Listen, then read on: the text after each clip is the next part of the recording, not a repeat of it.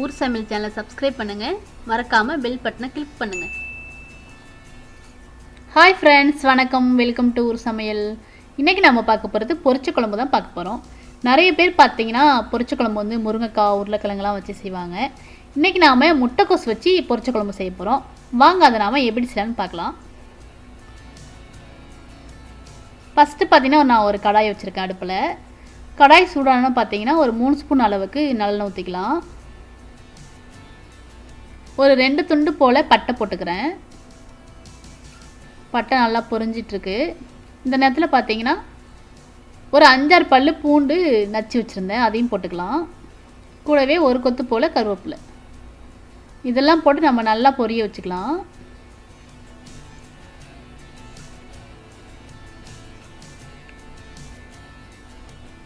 கூடவே பார்த்தீங்கன்னா 3 பச்சை மிளகாய் போட்டுக்கலாம், ஃப்ளேவர் நல்லாயிருக்கும். இது நம்ம நல்லா மிக்ஸ் பண்ணிக்கலாம். கூடவே ஒரு பெரிய வெங்காயம் குட்டி குட்டியாக கட் பண்ணி வச்சுருந்தேன், அதையும் நம்ம போட்டு நல்லா வதக்கிக்க போகிறோம்.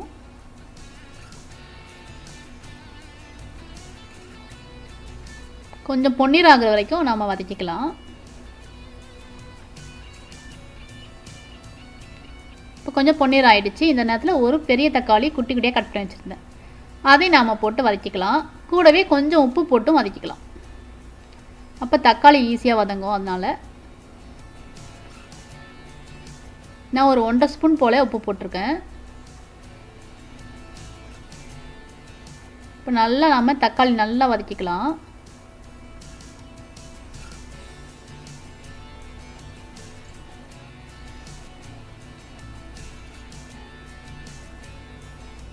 இது நம்ம மூடி வச்சு வதக்கிக்கலாம். அப்போ சீக்கிரமாக தக்காளி வந்துச்சுன்னா ஈஸியாக வதங்கிடும். மூடி வச்சுக்கலாம். இப்போ பார்த்தீங்கன்னா கொஞ்சம் நல்லா வதங்கிடுச்சு. நல்லா மிக்ஸ் பண்ணிக்கலாம்.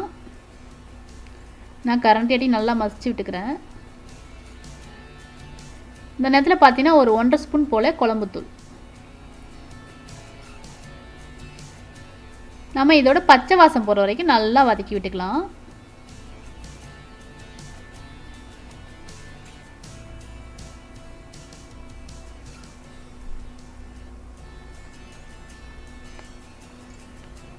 இந்த நேரத்தில் பார்த்தீங்கன்னா ஒரு 1/4 ஸ்பூன் போல் மஞ்சத்தூளும் போட்டுக்கலாம்.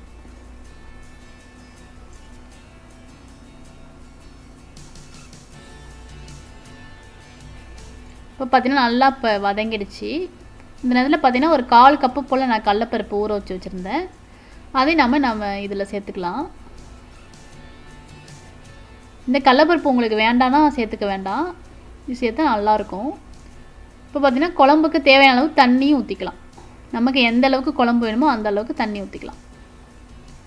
இந்த கடலைப்பருப்பும் அந்த முட்டைக்கோசும் சேர்த்து சாப்பிடும்போது சூப்பராக இருக்கும். அதனால் நான் கடலைப்பருப்பு போட்டிருக்கேன். அடுத்ததாக பார்த்தீங்கன்னா ஒரு மசாலா ரெடி பண்ணிக்கலாம். 1/4 கப்பு போல் தேங்காய், 1 ஸ்பூன் ஜீரகம், 1 ஸ்பூன் சோம்பு, இது எல்லாத்தையுமே நாம் நைஸாக அரைச்சிக்கலாம்.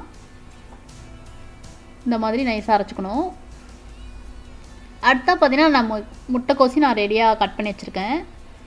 இப்போ குழம்பும் ஒரு 10 நிமிஷம் போல் நல்லா கொதிச்சிருச்சு, கடலைப்பருப்பும் வெந்திருக்கும். இந்த நேரத்தில் நாம் முட்டைக்கோசை சேர்த்துக்கலாம்.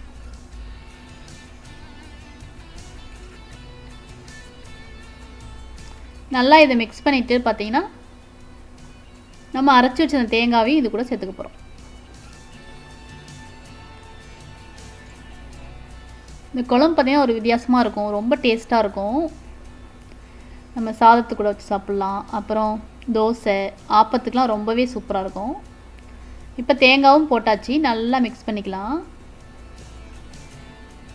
மிக்ஸ் பண்ணிவிட்டு பார்த்தீங்கன்னா மூடி வச்சு ஒரு 5 நிமிஷம் கொதிக்க வைக்க போகிறோம்.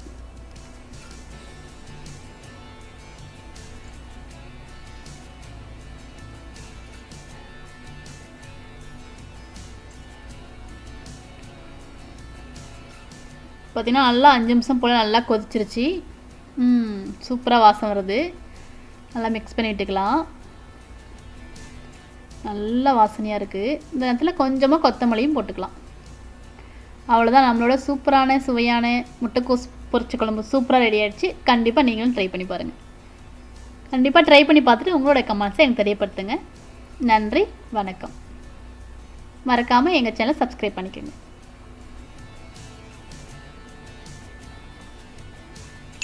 ஊர் சமையல் சேனலை சப்ஸ்கிரைப் பண்ணுங்கள். மறக்காமல் பெல் பட்டனை கிளிக் பண்ணுங்கள்.